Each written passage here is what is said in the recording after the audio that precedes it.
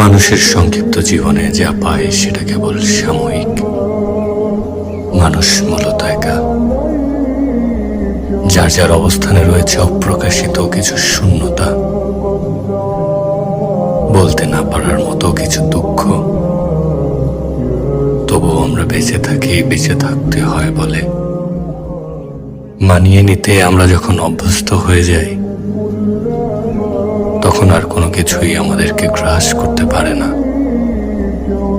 যদি ফুরিয়ে যায় জীবনের আলো, হারিয়ে যায় সবকিছু, রেখে আসবো একলা ঘরে যেখানে রয়েছে ঘোর অন্ধকার, সব যেন কালো।